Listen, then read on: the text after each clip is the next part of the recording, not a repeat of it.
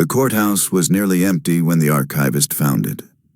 A folded parchment, yellowed and almost soft to the touch, wedged behind a drawer that hadn't been opened in generations. The ink was brown with age. The handwriting a tight, elegant script practiced by clerks who served kings. Across the top, in a language that carried authority even after 3 centuries, read the words, "In the case of the Negro John Punch." Beneath that heading, in precise legal phrasing, the paper recorded America's first lifetime sentence to slavery. A sentence not for theft, not for murder, but for the act of running away. The archivist said he felt a chill move through the room as he spoke the name aloud. John Punch. A name so small, so easily whispered, yet heavy enough to tilt the moral axis of a future nation. Before that judgment, punishment for servants and laborers, white and black alike, had been measured in years. After that parchment, it would be measured in generations. He placed the paper beneath a magnifier, tracing the uneven strokes of the quill.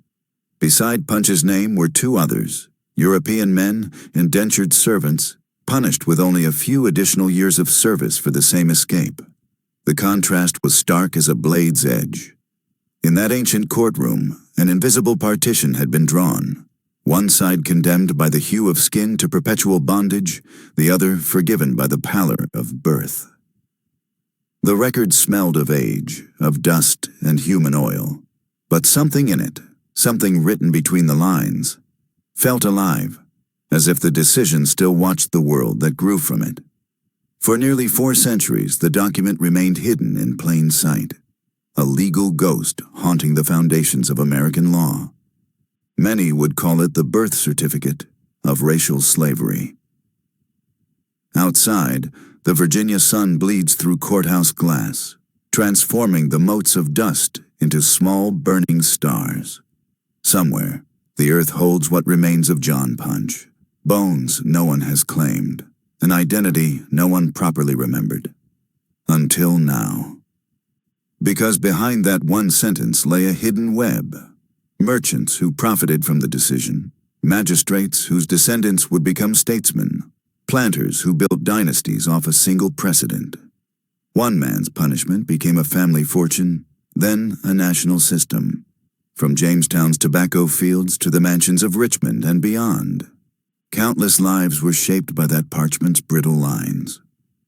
And so, we turn back the centuries, not to sanctify or to condemn, but to listen to the world that created John Punch and the world his suffering helped create in turn. There were whispers of rebellion, secret covenants between the enslaved and the indentured, muttered prayers under the Virginian moon, each one a spark behind the vast machinery of bondage. This story is not only about the man who became America's first slave for life. It is also about the silence that followed, about how a nation could be built on the forgetting of one name.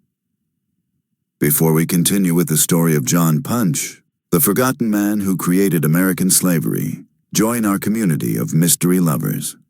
Hit subscribe and tell us in the comments which state you're listening from. Your support helps us uncover more forgotten stories like this one. The year was 1640. Virginia was young, raw, and unsteady. An English experiment clinging to the edges of a vast and restless continent. From the deck of a ship entering Chesapeake Bay, the colony seemed both paradise and purgatory. Endless forests pressing down to the tide, swarms of flying insects so thick they hummed like ghosts, and the smell, heavy fog mixed with tar, sweat, and tobacco. Along the mouth of the James River stood rows of rough-hewn cabins. Their roofs were thatched rush, their chimneys built from mud and crushed oyster shell. In the humid air, the clay walls wept moisture. Hearth fires burned even in summer because the settlers feared the damp could make a man ill or a woman barren. Every settlement had its overseer, every overseer his whip. Jamestown itself was half ruin and half fortress. The palisade slouched against the tide. Cannons pointed out toward a river that no enemy had attacked for years. The stench of old sickness clung to the place. There were the graves, hundreds of them, buried shallow in the clay, so the roots of new crops sometimes uncovered bones when the plow turned deep. At dawn, bells rang to mark work hours. Servants and slaves, though few yet used the word slave officially, bent to the rows of green tobacco. The leaves brushed their faces as they moved, sticky with sap, fine dust filling the air so thick that by afternoon every man and woman tasted bitterness at the back of their throats. Socially, Virginia was less a society than a gamble. Most whites who arrived were not masters but indentured servants, poor men from Bristol or London who sold 4 to 7 years of their lives to pay the passage across the Atlantic. They slept shoulder to shoulder, toiled from sunrise to dusk, and died young. Planters, very few in number, owned nearly everything: the land, the weapons, the barrels of salted pork, even the right to marry off female servants when it pleased their business. From Africa, via Barbados or Bermuda, a smaller number of black men and women had already been brought, nominally as laborers under contracts similar to indenture. English law had no word yet for slave. The law only said servant. But as these people worked the same fields, something more permanent was being conceived quietly in the ledgers, in the minds of planters who saw economic advantage in confusion. Governor Sir Francis Wyatt's administration was trying to impose order.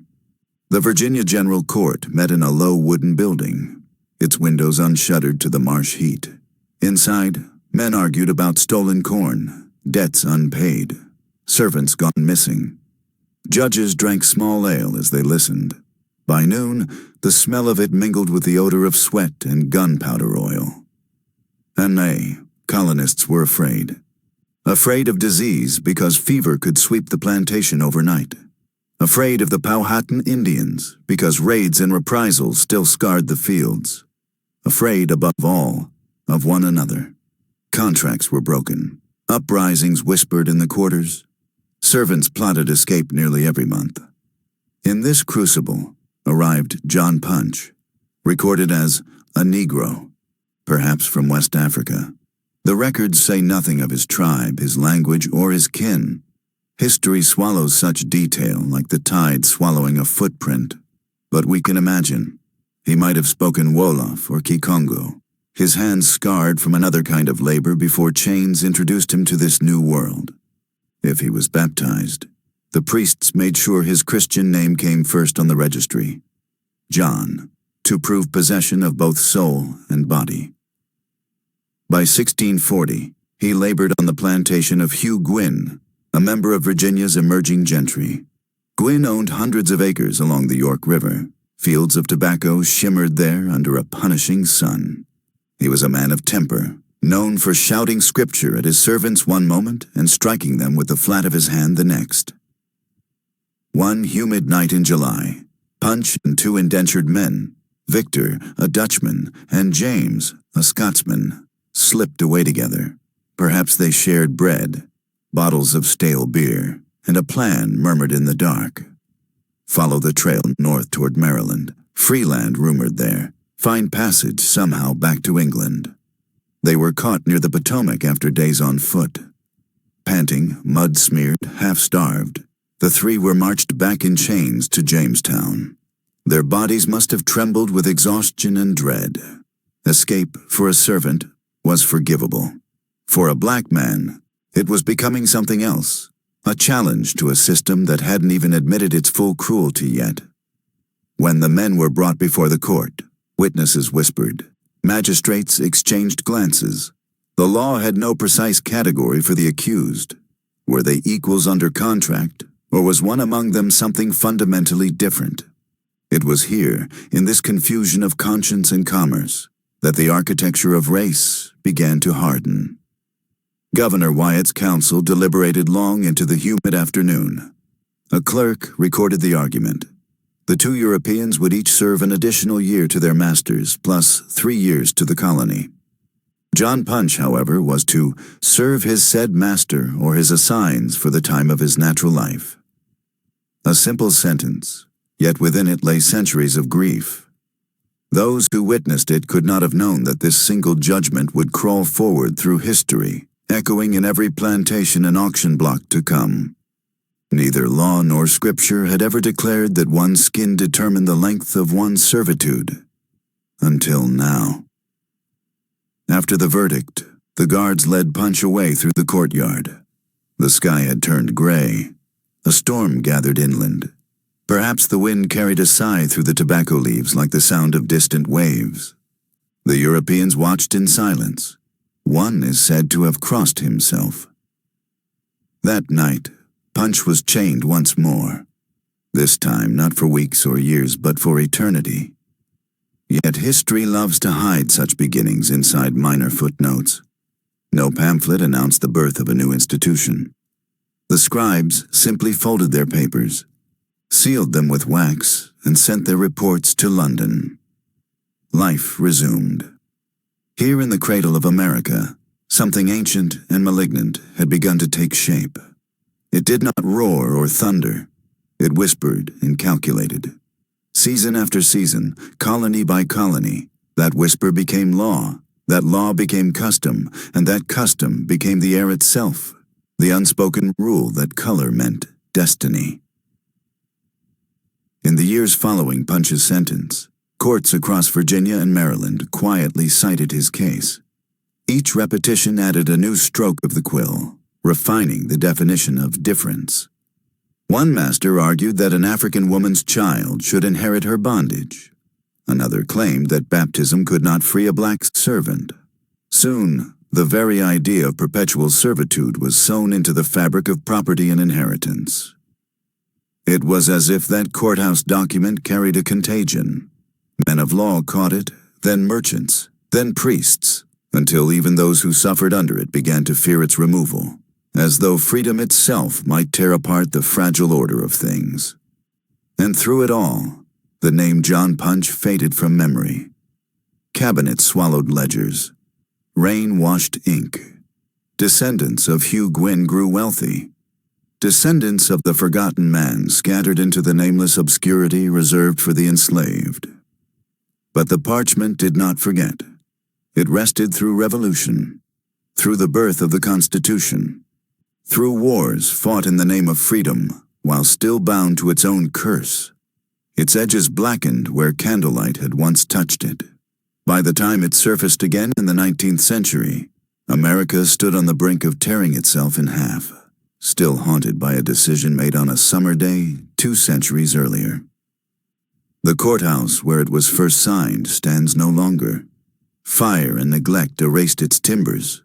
Yet, underneath its vanished walls, in the soil that smells of rust and tobacco, the ghost of that decision lingers. If you pressed your ear there on a quiet evening, you might swear you could hear 3 footsteps running toward the Potomac, and one set that never stopped running. No story of a crime, nor of a curse, comes from a single hand. Behind that one parchment of 1640 stood lives wired together by pain, ambition, and quiet compromise. The air in Virginia was thick with debt and hope in equal measure. Men clawed upward, others were dragged downward, and along their intersecting paths moved those 3 fugitives whose fates would define a continent. The first was John Punch, the man whose shadow would outlive even the colony itself. The record calls him only a Negro named John Punch, belonging to Mr. Hugh Gwynn. Everything else, his accent, his height, the depth of his eyes, is lost to the grave. Yet, if one listens carefully to the fragments that survived, a human shape begins to emerge. He was young, no more than 20 perhaps, his frame lean from the fields. The palms of his hands had hardened into maps of labor. In the short space of freedom aboard that runaway journey, witnesses later remembered that he walked ahead of the others, wary, scanning through the trees as though all forests hid punishment.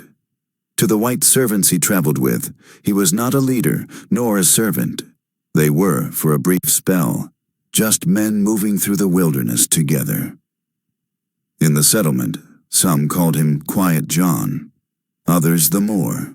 though they knew nothing of his birthplace. What he carried was the watchful silence of one who had learned that a wrong word could cost the body dearly. At night, when the other servants slept on straw, he sometimes sat outside the hut, tracing shapes in the dust with a stick, a habit that one overseer found unnerving, as if Punch were writing messages to spirits. Once, a cook named Eliza overheard him murmur something not English, not quite prayer and not quite curse. She asked him what it meant.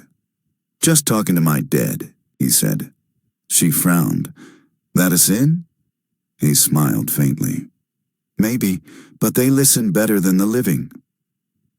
John could labor long hours without complaint. He could also look a man straight in the eye and make him uneasy, not by defiance, but by the strange calm that never left his face. On Sunday, when the planters attended the small timber church, his presence at the porch disturbed them, a straight-backed figure under the hot bell, neither kneeling nor bowing. There are rumors that he had been baptized, as many Africans were upon arrival, but the memory of his native beliefs clung to him, a double soul inside one skin. At dusk, he hummed minor melodies with rhythm too intricate for English ears. When a hog ran wild through the quarters, he caught it with bare hands, then spoke over it before slaughtering it, a ritual that made the servants cross themselves. "Charm," said Victor, the Dutchman. "Respect," Punch replied. That was his nature, unspeaking, dignified, and already strange enough to breed fear. Victor the Dutchman was different, pale-haired, restless, and cunning. He had sold himself into indenture after a failed voyage of his own. Once, he'd been a sailor, or so he claimed, though his sea stories changed each time he drank. He kept a scar across his chin from a brawl in Barbados, and a grin that suggested amusement at the world's hypocrisy. He called Punch companion in private, yet would mock him when others listened, only to wink afterward in apology. Their friendship was one of necessity, two men chained by law, finding in each other the brief illusion of equal footing. "Tell me, John," Victor once asked late at night, "if we were to run, you'd trust me, Ja?" Punch shrugged. "Trust is for those who can buy it." Victor chuckled. "Then we steal it." Their shared resentment of Hugh Gwyn bound them tighter than affection. Victor's servitude was nearing its end, but Gwyn had threatened to extend his term for insolence. It was Victor who first whispered of escape, plotting maps from hearsay gathered at the storehouse, where the guards drank, where a sympathetic ferryman could be bribed. He was clever but tragically confident. His tone bore that faint arrogance of a European who believed all systems bend if one knows the right lie. He didn't yet realize that color, not cunning, would decide who might bargain and who could not. He was the kind of man who could see injustice and still grin, because he assumed it would never touch him deeply. When the patrol caught them near the Potomac, Victor spat blood and laughter both. "Only more years," he wheezed. "They can't own me forever." He was right, but he never saw the cost his freedom required. James the Scotsman was quieter still, but fear gnawed through him. He had fled famine and debt in Edinburgh, arriving with a preacher's worn Bible tied around his waist by a cord. His speech carried northern edges of the Isles, round vowels, a rhythm that the planters mocked. James often read aloud to himself from that small Bible, his lips barely moving, as though recitation might defend him from disease or despair. To him, the new world was a test of faith. Yet each lash, each hunger, loosened his certainty until he confessed to the others that perhaps God had abandoned this land completely. "Look there," he told Punch once, pointing to the sky blazing orange above the forest line. "That's a wolf's mouth, ready to close on us." John answered simply, "Then don't give it your name." James, unlike Victor, was haunted more by sin than by injustice. When they fled, he ran not toward liberty but away from damnation. He had struck an overseer who'd cursed him, and guilt followed in every footstep northward. After their capture and trial, he wept openly in the Jamestown court, pleading for mercy, and the court, seeing pale skin and Christian tears, granted it. In later years, he became overseer himself on a small holding near York. He told neighbors that he'd once escaped punishment only by divine grace, never mentioning the dark-skinned man whose suffering had purchased that grace in blood. James's children would call themselves respectable Virginians. They would never know the name John Punch, except as rumor spoken on storm nights, the man who could not die free. Then there was Hugh Gwynn, the master, part lawgiver, part merchant, wholly beneficiary of the system he helped cement. The Gwynn farm extended along the York River on rich clay land. He was a man shaped by the contradictions of empire, educated by English tutors yet driven by colonial greed, religious but cruel, eager to see himself as God's shepherd even as he held the whip. He stood broad-shouldered, red-faced from drink and weather, always wearing his broad-brimmed hat like a badge of office. His manner of speech carried the clipped authority of those determined never to be contradicted. "You are the Lord's vessel," the chaplain reminded him once when Gwynn boasted too loudly.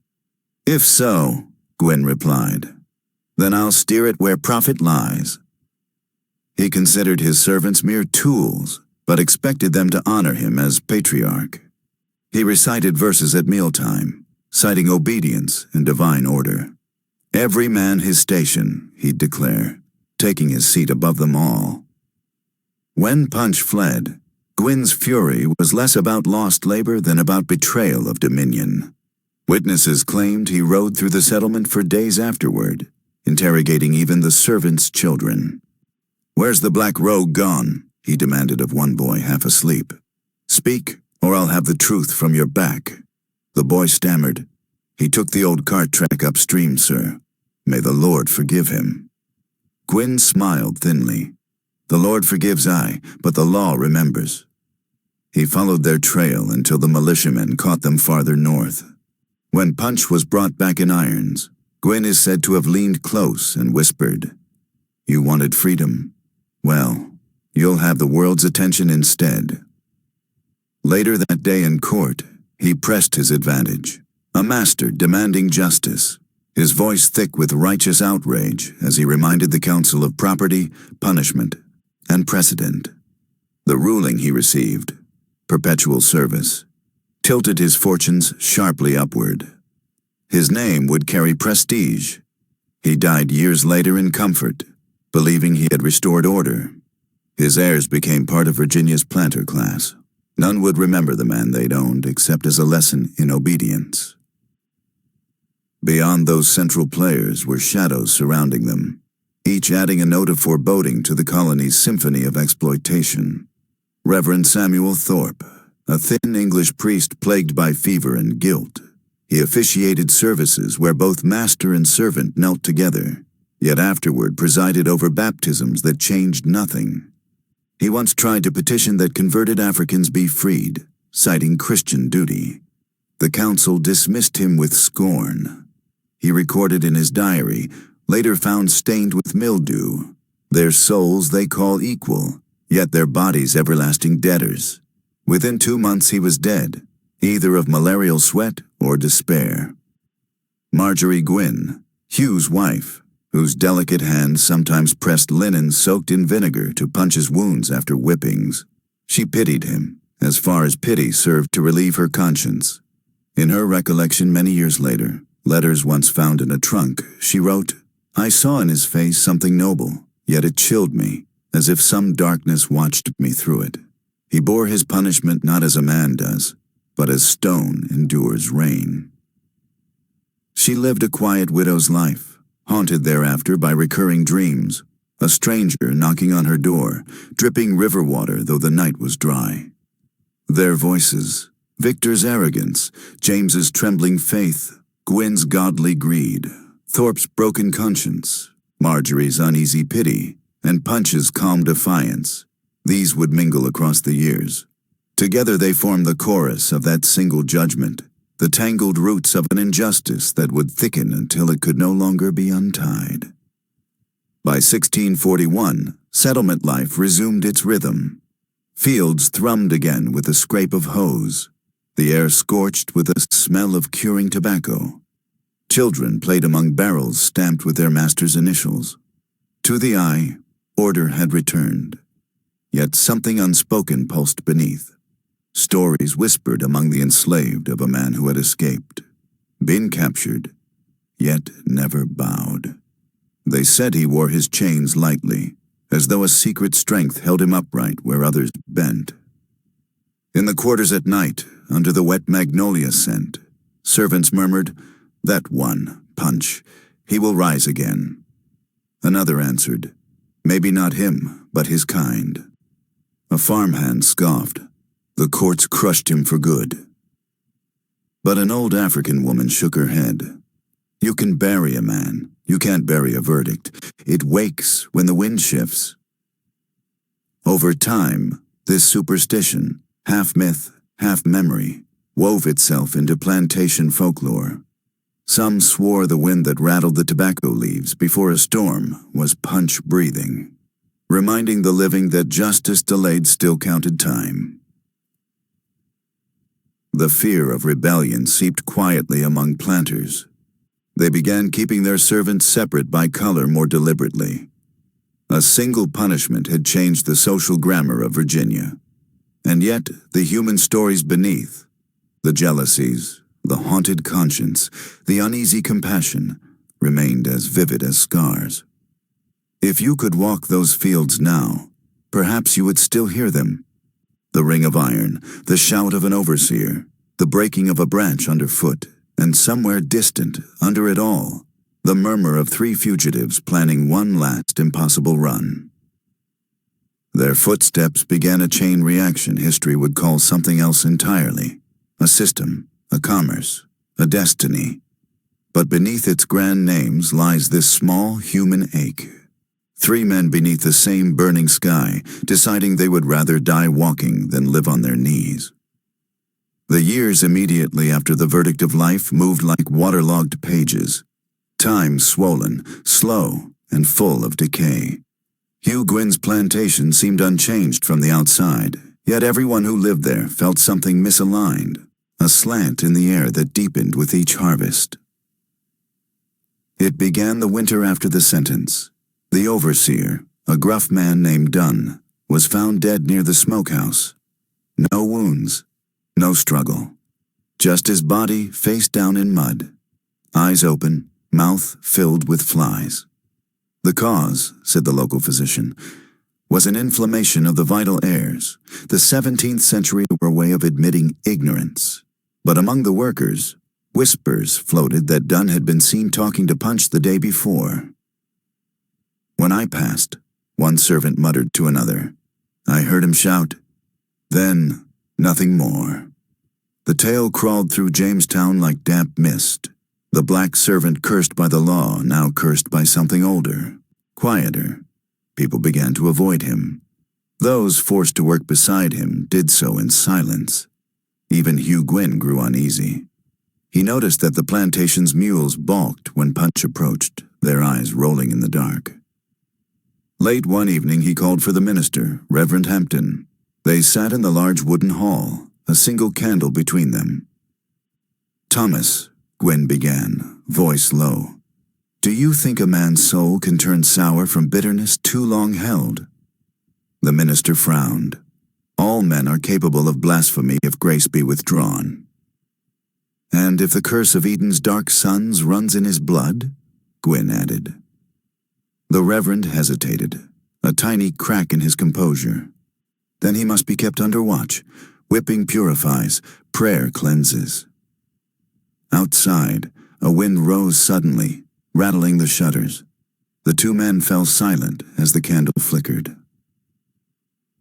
That night, Gwyn dreamed of the river. In it floated a coffin, unsealed. Inside, John Punch lay motionless, eyes open. The coffin drifted toward shore, but never touched earth. When Gwyn awoke, the bedclothes were damp with sweat, and from somewhere outside came the rhythmic creak of the tobacco press, the sound that normally stopped after dusk. He went to the window. The moon hung low, huge and amber. At the far edge of the field, he saw a figure moving with measured slowness.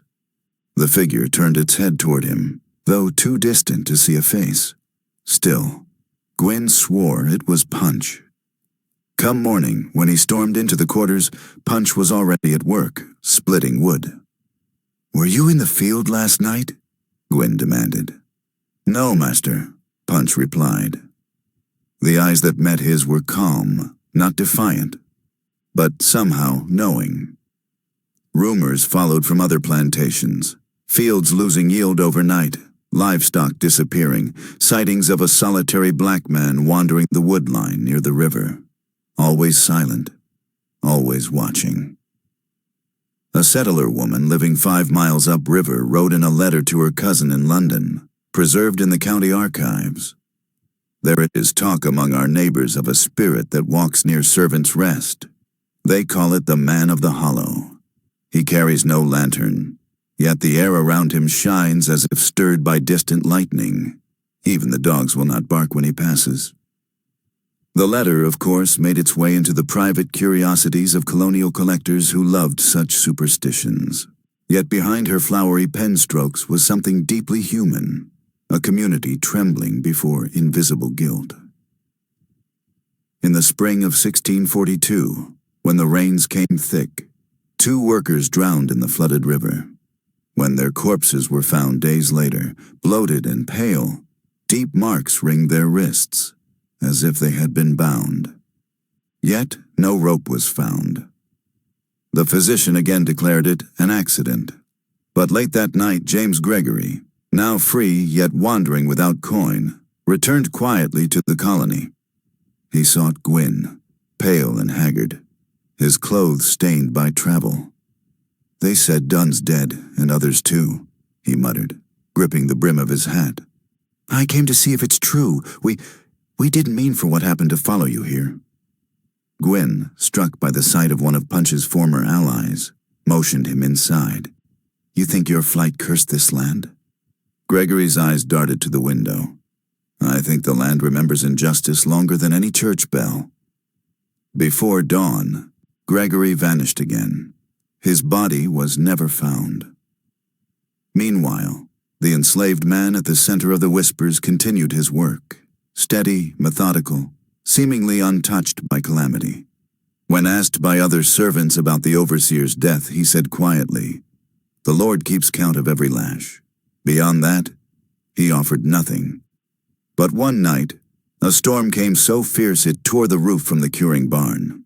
Lightning struck a post near the quarters, lighting the sky in trembling white. The storm ceased suddenly, mid-cry of thunder, and silence fell so complete it hurt the ears. Next morning, they found footprints in the mud beside the split post.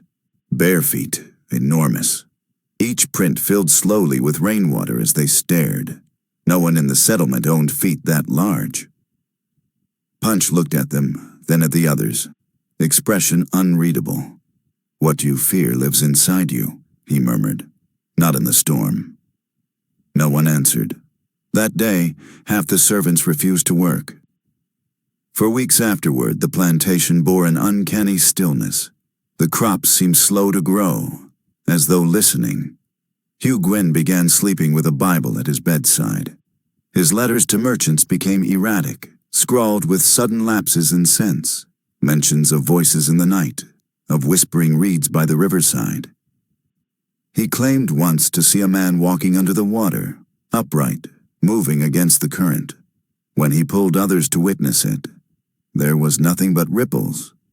Still, the servants crossing the field began to make the sign of the cross when they passed any patch of disturbed earth.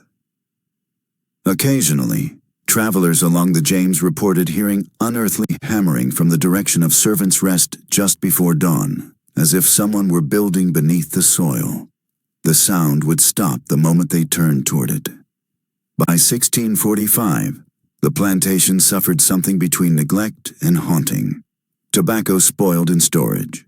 The slaves, by then, an increasing number imported from the Caribbean, refused to sleep in the main quarters, claiming the night brought a cold breath through the cracks that no fire could drive away.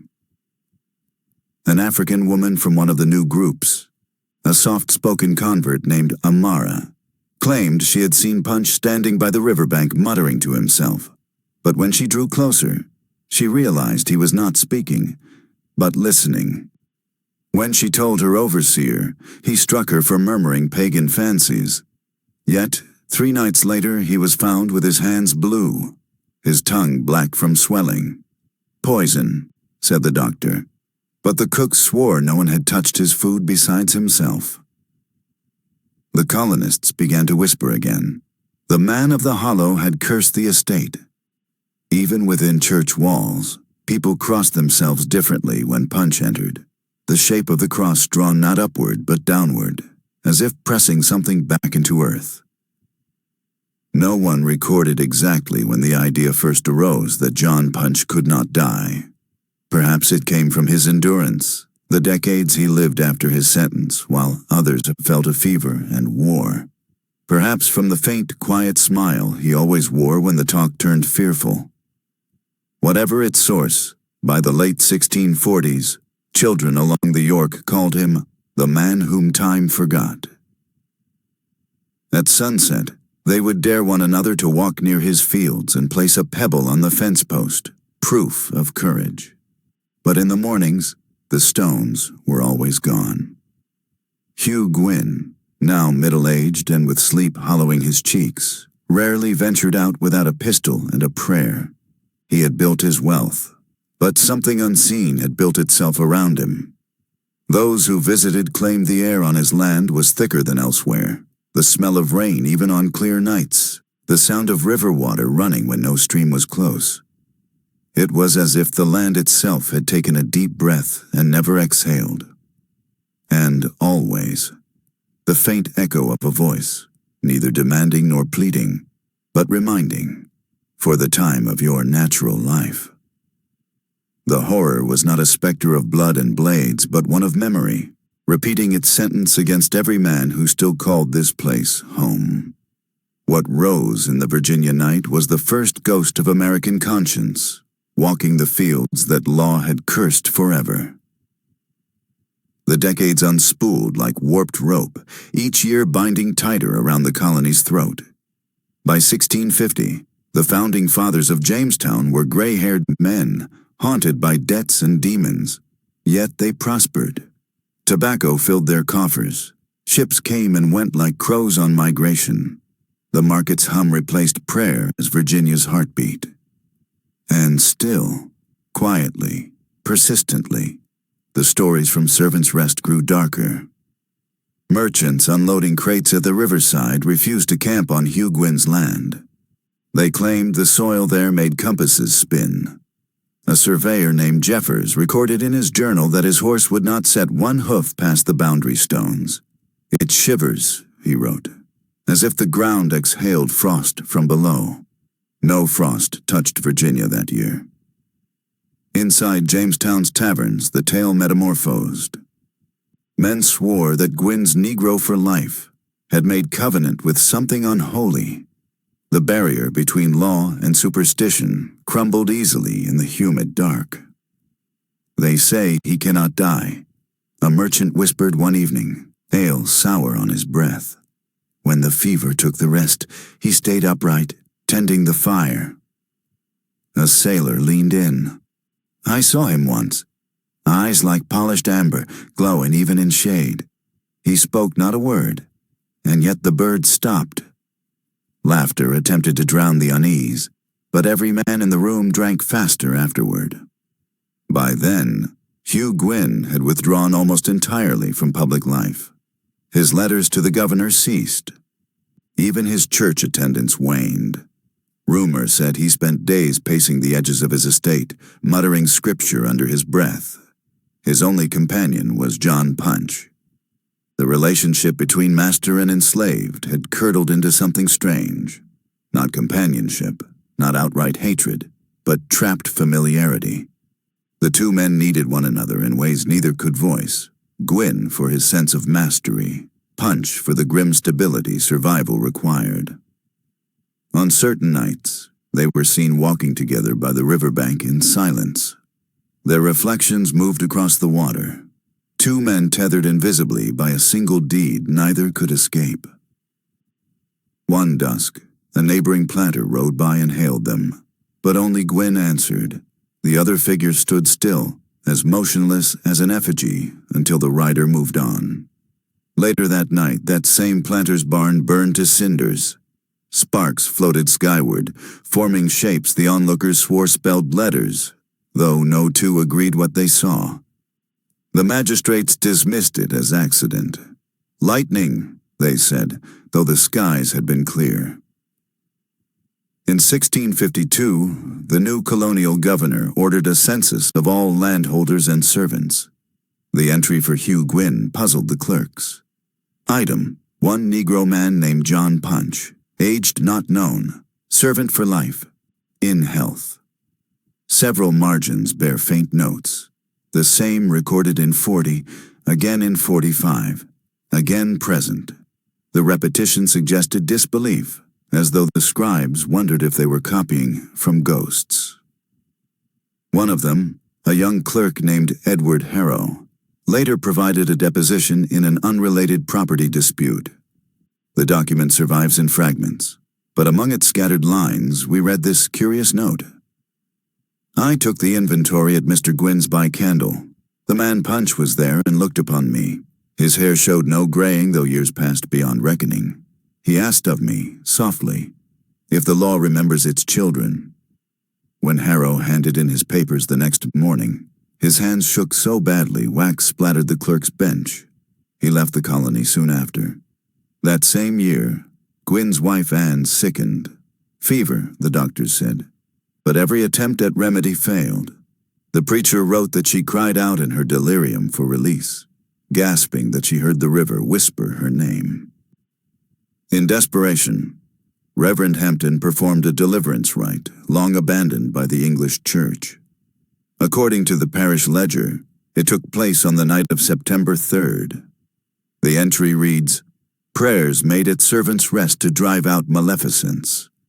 Witnesses described a wind rising during the ritual, tearing pages from the Reverend's Bible. One of those who helped restrain the patient swore the candles bent toward the floor rather than against the draft. Anne Gwyn died before dawn. Her husband buried her at the top of the slope overlooking the fields. From that day forward, no grass grew on her plot, only a thin gray moss that shimmered wet even in drought. Punch was ordered to dig the grave. He worked without expression, pausing only once when the shovel struck a root that looked disturbingly like a hand. Heard cracking, thought it bone, recorded the overseer. But 'twas only wood. Still, that line sits uneasily in the document, cropped halfway, as if whoever wrote it stopped believing his own reassurance mid-sentence. Hugh Gwyn's mind began to rot from remorse and isolation. He let the plantation fall into disrepair. Vines crawled over fences, and the tobacco rotted in the barns. Yet he could not leave. He told visitors, weakly laughing, "The land and I are married, till death do us part." Some nights, he claimed, he heard footfalls pacing the roof. Other times it was knocking within the walls that no carpenter could find. Servants fled in droves. Only Punch remained, steady as the river's current. He fed the old man, cleaned his wounds, sang low songs at night that no one recognized. Once, in rare moment of clarity, Gwyn asked him, "Do you forgive me, John?" The answer came slow. "It were not you alone, master. 'Twas a nation unborn that judged me. You just held the pen." Gwyn wept, a ruin of paternal authority. "Then release me. Curse me no longer." Punch looked toward the window, where lightning shivered across the horizon. "It ain't me holds you," he said quietly. "It's the parchment you love." Gwyn died the winter of 1660, found slumped over his desk, the original court decree beneath his hand. "Blood clot from age," the physician wrote. But those who prepared the body said the parchment had fused slightly to his palm, a faint impression left in the flesh. When his heirs catalogued the estate, they recorded one Negro man named John, long in service. They made no effort to free him. Why would they? A clause in the law now established that Negroes are slaves for life unless specifically exempted. What had begun as singular injustice was now colonial norm. Punch's fate became invisible amid countless others. Yet the locals noticed that while they aged, he did not. When newcomers asked about him, old settlers smirked uneasily. He came with the first harvest, they said, and he'll leave when the last leaf withers. They said if you stood by the river at the first frost, you'd see him wading knee-deep in water, looking at something no one else could see. As the legal edifice of lifelong slavery hardened across the colony, disturbing incidents clung like barnacles to its foundation. A priest traveling from Maryland reported a dream 3 nights running of a dark-skinned man forging chains of light beneath a tree. Each morning, the priest woke choking on river water, though his bed was dry. A group of new African captives, mostly Angolans, refused to work at Servants' Rest, claiming the ground whispered. Their leader, a woman called Nkande, argued in broken English that one of their ancestors' spirits was imprisoned there by the English judge who knew not the gods. Her words unsettled even the colonists who hired translators to mock her, for those who had served long enough remembered the name John Punch. By 1670, the plantation itself had reverted mostly to wild land. Punch, legend held, still lived nearby in a small hut. Travelers occasionally sought him out when illness struck. Somehow they believed he possessed knowledge of healing plants. Some returned swearing he had saved them with roots boiled in swamp water. Others returned only half alive, feverish and muttering about voices in the trees. One account comes from a merchant's apprentice named Zachary Lowe, who recorded in his journal, "Met an old Negro by the river whom they call Punch. He offered remedy for my ague if I would bring him a page of law, any page with punishment writ upon it. I thought this strange, but obliged him, tearing a scrap from a creditor's summons. He burned it and cast ash into water, saying, 'Each word freed feeds the river.' After drinking, I was well by dawn, yet every night thereafter I hear knocking from beneath the boards when I sleep." Zachary left Virginia within the year, convinced that the colony itself was cursed to repeat sentences spoken long ago. The constellation of people's lives surrounding Punch became a living allegory. Planters, clerks, preachers, and slaves, all caught in an invisible net woven from fear and guilt. Jamestown itself began to speak of the curse of perpetual bondage, not just as social order, but as a haunting. Colonial chronicler Robert Beverly later dismissed these tales as folly bred of humid imaginings. But among local folk traditions they endured. A man walking the riverside each century as a mirror of America's conscience. Whether ghost or flesh, the story refused burial. Even the revolutionaries of 1776, men who preached liberty, grew up on folk warnings about the shadow slave of Servants' Rest. The historian in you might protest, surely these are legend, not evidence, and ordinarily you would be correct. But consider the uncovered artifacts from the archaeological dig completed near York County in 1935. Among them lay a tarnished iron shackle fused shut, its hinge melted rather than broken, as though exposed to impossible heat. Inside the rust pattern, under magnification, was the faint outline of a human fingerprint, impossible to attribute, but unmistakable. Tests dated the metal to the mid-17th century, the same period as our story's genesis. Local folklore curator Mildred Abbott recorded that workers refused to continue after finding it. One was overheard saying, "He's still here, he never left." Between legal precedent and lingering myth, John Punch became an emblem neither mortal nor spectral. Every statute socializing permanent slavery echoed his sentence.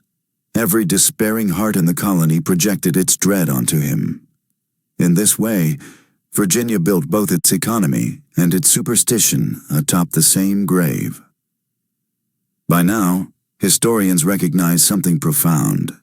America's ghost stories often spring directly from historical trauma. The horror isn't the haunting itself, but the truth that a people chose forgetting over repentance.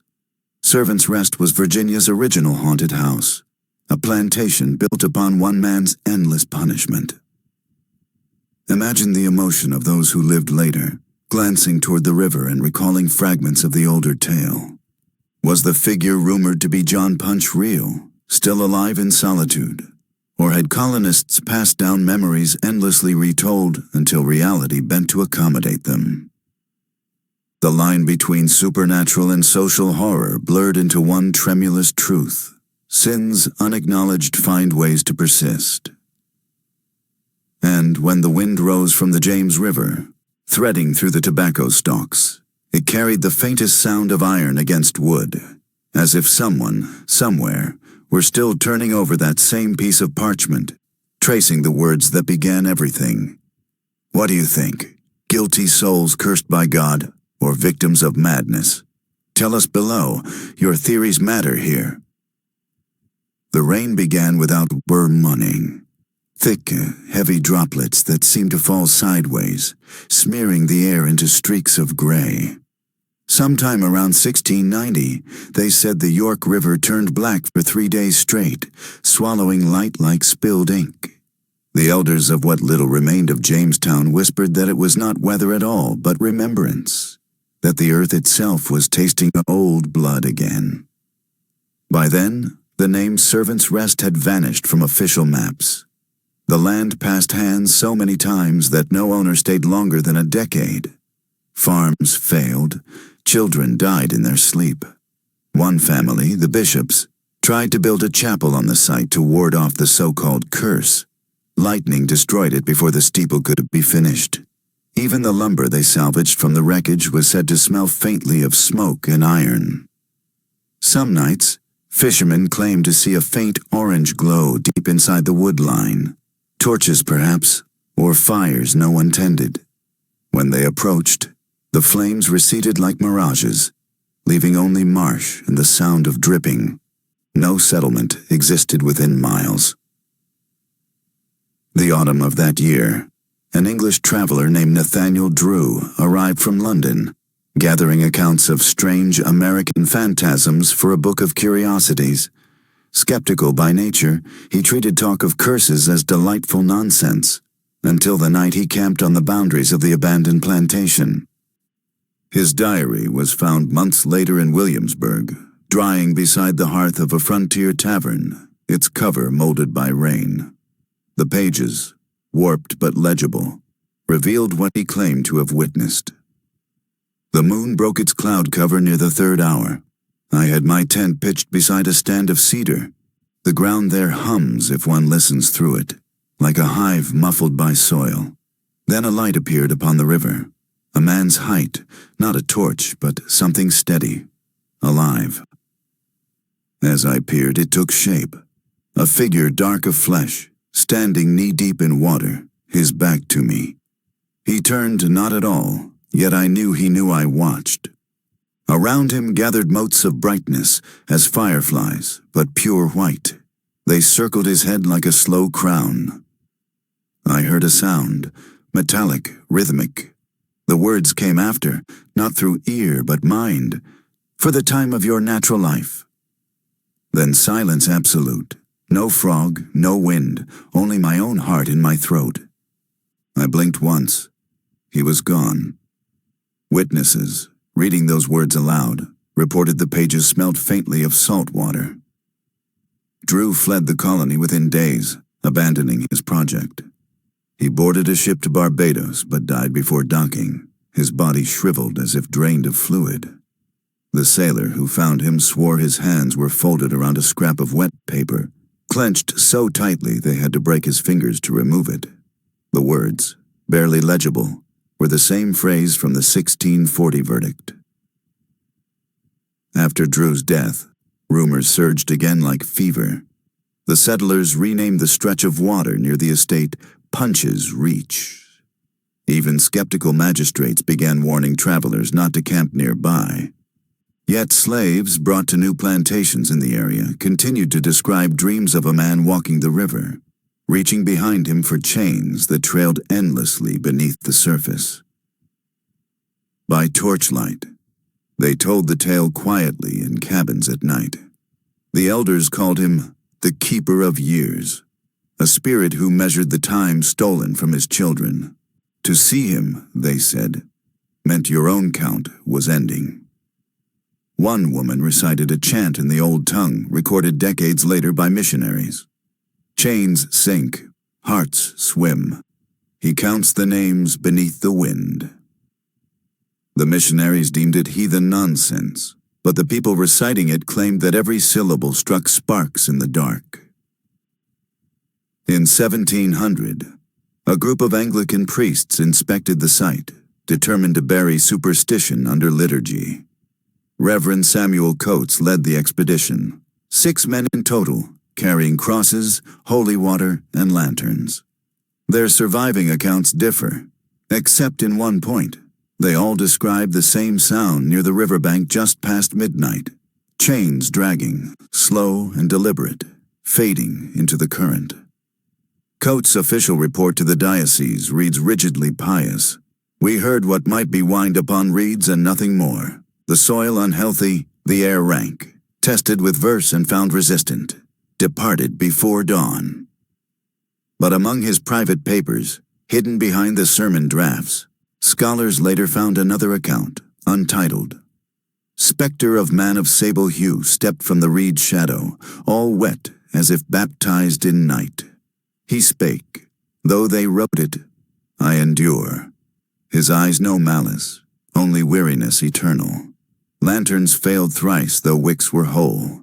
Never shall I doubt again that injustice doth breathe.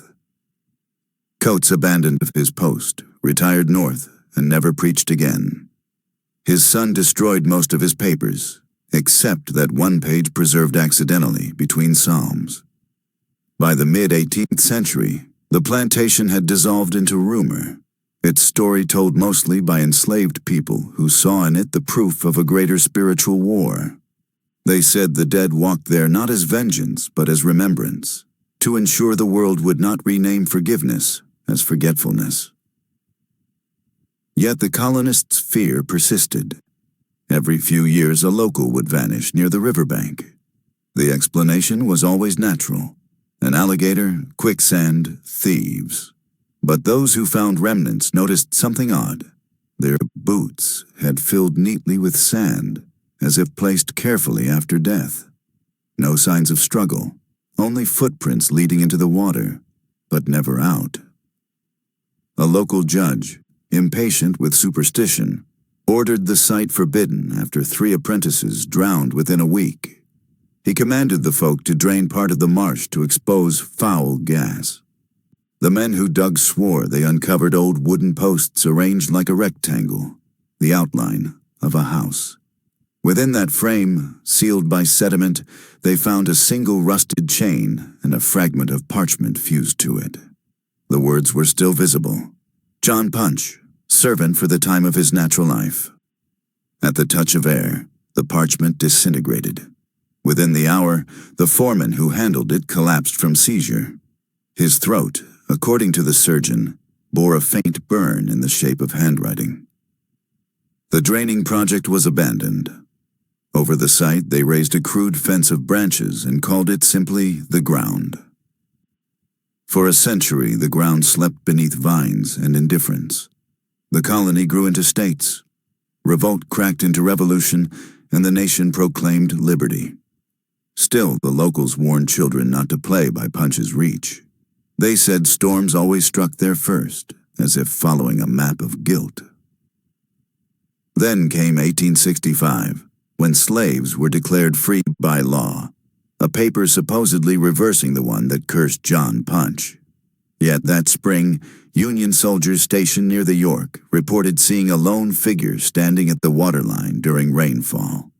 The corporal's letter to his wife reads oddly, I thought at first it a freedman lost from camp, but when lightning flashed, he vanished, leaving only ripples that glowed brief as embers.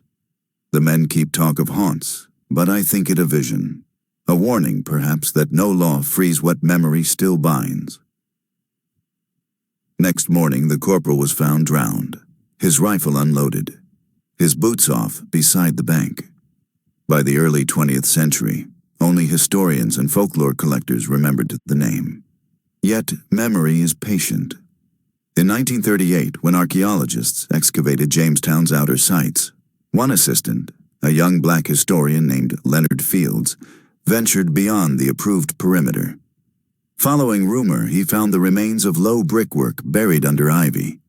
When he brushed it clear, his flashlight caught something metallic, an iron circle embedded in stone, a shackle. In his notebook, kept now in a climate-controlled drawer in Richmond, he wrote, "So much begins with so small a ring." That night, rain drove the crew indoors, but Leonard could not sleep. He later told colleagues he heard knocking beneath the lodging floor, 3 taps, pause, then 3 again. Morse code, though he didn't know what message. Curious, he tried tapping back. The response came instantly. When dawn rose, the room smelled faintly of the river. His next entry reads curtly, "Dreamed of a man wading through water, holding paper dissolving in hands. Said, 'Find me.'" The following morning, Leonard returned to the spot. His footprints led into saturated ground, but stopped abruptly halfway across. No body, no struggle, only his notebook lying open to the last line written in smeared pencil. He is still counting. By the late 20th century, documentary filmmakers began chasing the legend. The academics, the paranormal crews, the believers. None stayed long. Their recordings often corrupted, sounds misaligned, time codes vanishing. But one fragment preserved from 1998 captures, amid static, a faint metallic rhythm followed by a whispered phrase exactly matching the court decree's language. Voice analysis could not match it to any of the crew. Was it coincidence, interference, or echo? Science shrugs. History listens. And so perhaps this is the true revelation. John Punch never sought vengeance. He sought witness. His endless sentence became America's mirror, forcing each generation to look and see what remained chained beneath their progress. The ghost that haunts Servants' Rest is not merely man, but mechanism. The law itself, still restless, still alive. It moves through time the way the river moves through its bed, wearing new shapes but never changing direction. In that sense, the supernatural becomes natural, the only genuine haunting being the repetition of inequity, century after century, each echo whispering the same unfinished line, "For the time of your natural life." If you stood in that room, courtroom, cabin, archive, or excavation, would you call it crime or sacrifice? Leave your answer. Outside, the rain still falls on Virginia's fields, washing nothing clean. Some nights, locals claim, the river glows faint orange near the bend, and if you quiet yourself enough, you can hear the scrape of iron against parchment, someone rewriting, again and again, what can never truly be erased. By the time the 20th century bent into its last few decades, historians had begun using John Punch's name again, first hesitantly, then with fascination, as though resurrecting a ghost under lamplight. Court documents once buried in dust were digitized. The 1640 decision became a line tweeted, footnoted, cited in classrooms. For 400 years, the words that condemned him had hidden behind sterile legal phrasing. Now they stood illuminated in blue screen glow, unmistakable in their cruelty. In academic language, they called him the first legally sanctioned slave in Virginia. But beneath that definition, older echoes still hummed. Every photograph of the surviving parchment seemed to carry an aura, stains like shadows of fingerprints, lines trembling as though unsettled by the lens. Archivists spoke jokingly at first about electrical malfunctions whenever the document was scanned, but superstition has a way of slipping into habit. By 2015, staff stored the record in a light-proof case and whispered goodnight before locking the vault. No one said why. Meanwhile, genealogists followed a paper trail through centuries of colonial marriages and births. Their findings arrived in a quiet headline that stunned the modern world. John Punch's descendants include a future president of the United States. A country forged on his bondage now carried fragments of his blood at its highest pinnacle. Reporters framed it as irony. Historians closer to the bone called it reckoning. In interviews, elders along the York River smiled faintly when asked. "We always knew he'd never left," said one. "Just found his way into new names." The mystery, once mythic, became historical fact, and by becoming fact, lost none of its horror. Because to accept John Punch's existence is to acknowledge the precise moment when a single bureaucratic decision mutated into the architecture of racial slavery. The date, July 1640, is the cornerstone beneath countless tragedies. The land that bore the verdict changed hands again and again. Developers proposed turning it into a heritage park in the 1980s. Surveyors brought in their equipment. The machines jammed repeatedly. Radio interference bled across channels. The project halted after one worker suffered heat stroke and claimed deliriously that someone was standing in the floodlight's edge watching him. Government records list the cause: equipment failure, uneven terrain. Locals still call that field the Hollow, same as always. Even modern archaeologists find themselves speaking softly there. "It has the quiet of a church," one remarked, "and the guilt of a courthouse." Along the banks, placards now rise from the soil describing the 1640 case. Tourists photograph them, small rectangles of steel bearing formal language. Children pose, unaware that behind those words once lay a human life compressed into legal metaphor. At sunset, the plaques burn gold. The river behind them darkens to iron. Occasionally, a gust will flutter litter or leaves across the ground in a spiral, as though invisible hands rearrange what memory refuses to forget. Reenactors in period dress avoid the sight. They say microphones pick up breathing when no one speaks. Socially, the legacy endures in quieter but deeper currents. Every debate about justice and belonging carries the faint ghost of that 1640 courtroom, its timber